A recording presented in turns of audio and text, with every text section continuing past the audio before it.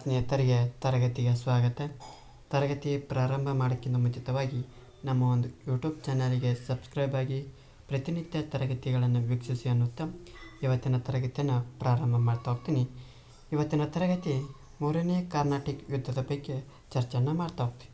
ಈ ಹಿಂದೆ ಮೊದಲನೇ ಕರ್ನಾಟಿಕ್ ಯುದ್ಧ ಜೊತೆಗೆ 2ನೇ ಕರ್ನಾಟಿಕ್ ಯುದ್ಧಗಳ ಬಗ್ಗೆ ಚರ್ಚೆಯನ್ನು ಮಾಡಿದ್ವಿ. ಮೊದಲನೇ ಕರ್ನಾಟಿಕ್ ಯುದ್ಧ ಯಾವುದು ಎಕ್ಸಲಾ ಚಾಪೆಲ್ ಒಪ್ಪಂದದ ಮೂಲಕ ಕೊನೆಗೊಳ್ತಾ ಹೋಗ್ತೈತಿ. ಎರಡನೇದು ಪಾಂಡಿಚೇರಿ ಒಪ್ಪಂದದ ಮೂಲಕ ಕೊನೆಗೊಳ್ತಾ ಹೋಗ್ತೈತಿ. ಆದರೆ ಈ 3ನೇ ಕರ್ನಾಟಿಕ್ ಯುದ್ಧವು ಪ್ಯಾರಿಸ್ ಒಪ್ಪಂದದ ಮೂಲಕ ಕೊನೆಗೊಳ್ತಾ ಹೋಗ್ತದೆ. ಯಾವ ರೀತಿ ಈ ಒಂದು 3ನೇ ಕರ್ನಾಟಿಕ್ ಯುದ್ಧ ಕೊನೆಗೊಳ್ಳುತ್ತೆ ಅನ್ನೋದನ್ನು ನೋಡ್ತಾ ಹೋಗೋಣ. ಈ 3ನೇ ಕರ್ನಾಟಿಕ್ ಯುದ್ಧವು 1756ರಿಂದ 1763 ಅವಧಿಯನ್ನು ಈ 3ನೇ ಕರ್ನಾಟಿಕ್ ಯುದ್ಧದೊಳಗೆ ನೋಡ್ತಾ ಹೋಗ್ತೀವಿ. ಜೊತೆಗೆ ಇಲ್ಲಿ ಫ್ರೆಂಚರ ಒಂದು ಕೌಂಟ್ ಡಿ ಲಾಲಿಯು 1760ರಲ್ಲಿ ಏನು ಮಾಡ್ತಾ ಹೋಗ್ತಾನೆ, ವಾಂಡಿವಾಶ್ ಕೋಟೆಗೆ ಏನಾಗ್ತಾ ಹೋಗ್ತಾನೆ, ಮುತ್ತಿಗೆ ಆಗ್ತಾನೆ. ಯಾರು? ಈ ಫ್ರೆಂಚರ ಕೌಂಟ್ ಡಿ ಲಾಲಿ ಏನು ಮಾಡ್ತಾ ಹೋಗ್ತಾನೆ, ಈ ವಾಂಡಿವಾಶ್ ಕೋಟೆಗೆ ಮುತ್ತಿಗೆ ಆಗ್ತಾ ಹೋಗ್ತಾನೆ. ಈ ಒಂದು ನಿರ್ಣಾಯಕ ಅಂದ್ರೆ ವಾಂಡಿವಾಶ್ ಕದನದೊಳಗೆ ಯಾರು ಬ್ರಿಟಿಷ್ ಸೇನಾಧಿಕಾರಿ ಯಾರಪ್ಪ ಅಂದ್ರೆ ಸರ್ ಐರ್ಕೋಟನ್ ಏನು ಮಾಡ್ತಾ ಹೋಗ್ತಾನಪ್ಪ ಅಂದ್ರೆ ಫ್ರೆಂಚರನ್ನು ಸೋಲಿಸ್ಬಿಡ್ತಾನೆ. ಫ್ರೆಂಚರನ್ನು ಸೋಲಿಸೋದಲ್ಲದೆ ಆ ಬುಸ್ಸಿಯನ್ನು ಹಿಡಿತಾ ಹೋಗ್ತಾನೆ, ಬುಸ್ಸಿಯನ್ನು ಸೆರೆ ಹಿಡಿತಾ ಹೋಗ್ತಾನೆ. ಈ ಲಾಲಿ ಏನು ಮಾಡ್ತಾ ಹೋಗ್ತಾನೆ, ತಪ್ಪಿಸಿಕೊಂಡು ಪಾಂಡಿಚೇರಿಯಲ್ಲಿ ತಲೆ ಮರೆಸ್ಕೊಡ್ತಾ ಹೋಗ್ತಾನೆ. ಕೊನೆಗೆ ಅಂತಿಮವಾಗಿ ಏನು ಮಾಡೋಂಗಿಲ್ಲ, ಏನು ಮಾಡ್ತಾರಪ್ಪ ಅಂದ್ರೆ ಈ ಸರ್ ಐರ್ಕೋಟನು ಆ ಪಾಂಡಿಚೇರಿಗೂ ಮುತ್ತಿಗೆ ಹಾಕಿದಾಗ ಲಾಲಿ ಏನು ಮಾಡ್ತಾ ಹೋಗ್ತಾನೆ 1761ರಾಗ ಬೇಸರದಿಂದ ಶರಣ ಆಗ್ತಾ ಹೋಗ್ತಾನೆ. ಅಂದ್ರೆ ಈ ಫ್ರೆಂಚರ್ ಯಾರು ಕೌಂಟ್ ಡಿ ಲಾಲಿ ಏನು ಮಾಡ್ತಾ ಹೋಗ್ತಾನಪ್ಪ ಅಂದ್ರೆ 1760ರಾಗ ವಾಂಡಿವಾಶ್ ಕೋಟೆಗೆ ಮುತ್ತಿಗೆ ಹಾಕ್ತಾನೆ.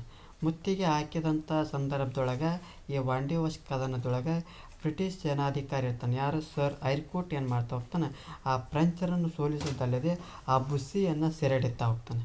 ಈ ಸೆರೆ ಹಿಡಿದಂಥ ಸಂದರ್ಭದೊಳಗೆ ಆ ಕೌಂಟ್ ಡಿ ಲಾಲಿ ಏನು ಮಾಡ್ತಾ ಹೋಗ್ತಾನೆ, ತಪ್ಪಿಸಿಕೊಂಡು ಪಾಂಡಿಚೇರಿಯೊಳಗೆ ತಲೆ ಮರೆಸ್ಕೊಂಡು ಹೋಗ್ಬಿಡ್ತಾನೆ. ಆದರೆ ಅಂತಿಮವಾಗಿ ಏನು ಮಾಡ್ತಾನೆ, ಬಿಡಂಗಿಲ್ಲ. ಯಾರು? ಸರ್ ಐರ್ಕೋಟು ಆ ಪಾಂಡಿಚೇರಿಗೂ ಮುತ್ತಿಗೆ ಹಾಕಿದಾಗ ಲಾಲಿ ಏನು ಮಾಡ್ತಾ ಹೋಗ್ತಾನಪ್ಪ ಅಂದ್ರೆ 1761ರಾಗ ಬೇಸರದಿಂದ ಶರಣಾಗ್ತಾ ಹೋಗ್ತಾನೆ. ಈ ಒಂದು ಕರ್ನಾಟಿಕ್ ಯುದ್ಧಗಳ ಪರಿಣಾಮವಾಗಿ ಫ್ರೆಂಚರು ಏನು ಮಾಡ್ತಾ ಹೋಗ್ತಾರಪ್ಪ ಅಂದ್ರೆ ಭಾರತದಲ್ಲಿ ತಮ್ಮ ಎಲ್ಲ ನೆಲೆಗಳನ್ನು ಏನು ಮಾಡ್ತಾ ಹೋಗ್ತಾರೆ, ಕಳೆದುಕೊಳ್ತಾ ಹೋಗ್ತಾರೆ. ತದನಂತರದಲ್ಲಿ ಇವ್ರು ಏನು ಮಾಡ್ತಾ ಹೋಗ್ತಾರೆ, ಈ ಕರ್ನಾಟಿಕ್ ಯುದ್ಧಗಳ ಒಂದು ಪರಿಣಾಮ ಏನಾಗ್ತೈತಪ್ಪ ಅಂದ್ರೆ ಫ್ರೆಂಚರು ಭಾರತದಲ್ಲಿ ತಮ್ಮ ಎಲ್ಲ ಒಂದು ನೆಲೆಗಳನ್ನು ಏನು ಮಾಡ್ತಾ ಹೋಗ್ತಾರೆ, ಕಳೆದುಕೊಳ್ತಾ ಹೋಗ್ತಾರೆ.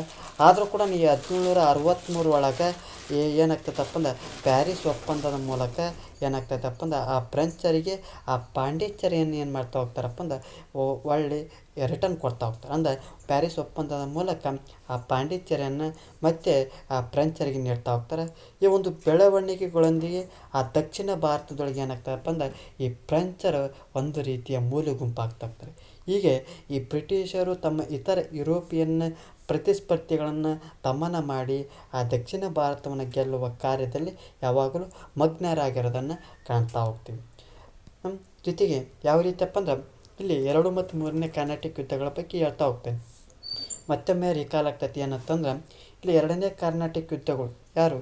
ಇಲ್ಲಿ ಡುಪ್ಲೆ ಇರ್ತಾನೆ. ಡುಪ್ಲೆ ಏನು ಮಾಡ್ತಾ ಹೋಗ್ತಾನೆ, ಇಲ್ಲಿ ಪಾಂಡಿಚೇರಿ ಒಪ್ಪಂದದ ಮೂಲಕ ಕ್ಷಮೆಯಲ್ಲಿ ಇಲ್ಲಿ 3ನೇ ಕರ್ನಾಟಿಕ್ ಯುದ್ಧದೊಳಗೆ ಏನಾಗ್ತೈತಪ್ಪ ಅಂದ್ರೆ ಇಲ್ಲಿ ಫ್ರೆಂಚರ ಯಾರು?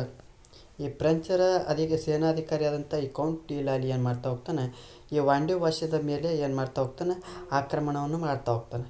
ಈ ಆಕ್ರಮಣದ ಮೇರೆಗೆ ಏನಾಗ್ತಾರೆ, ಆ ಬ್ರಿಟಿಷ್ ಸೇನಾಧಿಕಾರಿ ಸರ್ ಐರ್ಕೋಟ್ನ ಏನು ಮಾಡ್ತಾ ಹೋಗ್ತಾನೆ, ಈ ಒಂದು ವಾಂಡಿವಾಶ್ ಕದನದೊಳಗೆ ಈ ಫ್ರೆಂಚರನ್ನು ಏನು ಮಾಡ್ತಾ ಹೋಗ್ತಾನೆ, ಆ ಕೌಂಟ್ ಲಾಲಿ ಏನು ಮಾಡ್ತಾ ಹೋಗ್ತಾನೆ, ಸಂಪೂರ್ಣವಾಗಿ ಸೋಲಿಸ್ತಾ ಹೋಗ್ತಾನೆ. ಇವು ಏನು ಮಾಡ್ತಾ ಹೋಗ್ತಾರೆ, ಅಲ್ಲಿ ಫ್ರೆಂಚರನ್ನು ಸೋಲಿಸದಲ್ಲದೆ ಬುಸ್ಸಿಯನ್ನು ಸೆರೆ ಹಿಡಿತಾ ಹೋಗ್ತಾರೆ. ಅವಾಗ ಈ ಕೌಂಟ್ ಲಾಲಿ ಏನು ಮಾಡ್ತಾ ಹೋಗ್ತಾನೆ, ಆ ಪಾಂಡಿಚೇರಿಗೆ ಏನು ಮಾಡ್ತಾ ಹೋಗ್ತಾನೆ, ತಪ್ಪಿಸ್ಕೊಂಡು ಹೋಗ್ತಾ ಹೋಗ್ತಾನೆ. ಈ ಒಂದು ಪಾಂಡಿಚೇರಿಗೆ ತಪ್ಪಿಸ್ಕೊಂಡಂಥ ಸಂದರ್ಭದೊಳಗೆ ಈ ಸರ್ ಐರ್ಕೋಟ್ ಏನು ಮಾಡ್ತಾ ಹೋಗ್ತಾನೆ, ಪಾಂಡಿಚೇರಿಗೆ ಮುತ್ತಿಗೆ ಹಾಕಿ ಆ ಒಂದು ಆಮೇಲೆ ಕಡೆಗೆ ಏನಾಗ್ತಾರೆ 1761ರಾಗ ಏನಾಗ್ತೈತಿ, ಈ ಕೌಂಟ್ ಲಾಲಿ ಏನು ಮಾಡ್ತಾ ಹೋಗ್ತಾನೆ, ಬೇಸರದಿಂದ ಶರಣಾಗ್ತಾ ಹೋಗ್ತಾನೆ. ಈ ಒಂದು ಕರ್ನಾಟಿಕ್ ಯುದ್ಧವು ಪ್ಯಾರಿಸ್ ಒಪ್ಪಂದದ ಮೂಲಕ ಕೊನೆಗೊಳ್ತಾ ಹೋಗ್ತೈತಿ. ಈ ಒಪ್ಪಂದದ ಮೂಲಕ ಏನಾಗ್ತೈತಪ್ಪ ಅಂದ್ರೆ ಏನು ಬ್ರಿಟಿಷರು ಪಾಂಡಿಚೇರಿಯನ್ನು ಆಕ್ರಮಣ ಮಾಡಿತ್ತಲ್ಲ, ಅದನ್ನು ಮತ್ತೆ ಈ ಫ್ರೆಂಚರಿಗೆ ನೀಡ್ತಾ ಹೋಗ್ತಾರೆ. ಇದು ಮೂರನೇ ಕಾರ್ನಾಟಿಕ್ ಯುದ್ಧದ ಒಂದು ಸಮಗ್ರ ಮಾಹಿತಿ ಆಗ್ತದೆ. ಈ ಒಂದು ತರಗತಿ ಇಷ್ಟ ಆದ್ರೆ ನಮ್ಮ ಒಂದು ಯೂಟ್ಯೂಬ್ ಚಾನಲ್ಗೆ ಸಬ್ಸ್ಕ್ರೈಬ್ ಆಗಿ, ಜೊತೆಗೆ ಒಂದು ತರಗತಿ ಇಷ್ಟ ಆದರೆ ಲೈಕ್ ಮಾಡಿ, ಇಲ್ಲದಿದ್ದರೆ ಡಿಸ್ಲೈಕ್ ಮಾಡಿ. ಏನಾದರೂ ದೋಷಗಳು ಮತ್ತು ನಿಮ್ಮ ಒಂದು ಅಭಿಪ್ರಾಯಗಳನ್ನು ಕಮೆಂಟ್ ಬಾಕ್ಸ್ನ ಮೂಲಕ ತಿಳಿಸಿ ಅನ್ನುತ್ತಾ ಇವತ್ತಿನ ಒಂದು ತರಗತಿಯನ್ನು ಮುಗಿಸ್ತಾ ಇದ್ದೀನಿ. ಎಲ್ಲರಿಗೂ ಧನ್ಯವಾದಗಳು.